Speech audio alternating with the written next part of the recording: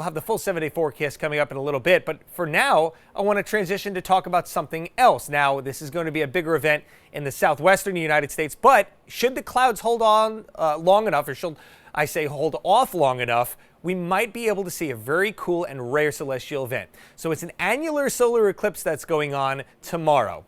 What does an annular solar eclipse mean? Well, it's also called a ring of fire eclipse. What that means is the moon's apparent size is smaller than the sun's apparent size. That's because the moon is a little bit further away than it typically is. So you get that cool annulus or ring of fire effect.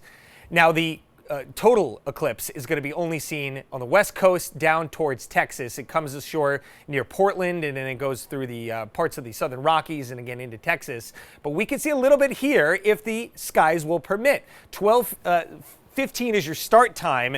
We're only going to get about 19% of an eclipse, but it will be noticeable if you have eclipse glasses. That's really the only safe way to look at this.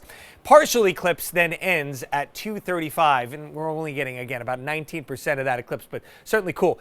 If you're jealous and you're saying, I want to go to the southwest, no, let's stay here, because next year in April 8th to be exact, the full solar eclipse, the path of totality, is going right over parts of New England. It's mainly going to be 100% up towards places like Buffalo and getting up into northern Vermont, New Hampshire, and Maine. But we will have a certainly good chunk of that, about 90% or higher, here across southern New England. You can see it just passing off to the north of us there. So kind of a preview tomorrow, John, but we'll get in on, again, a much cooler eclipse for our part of the country coming up next year.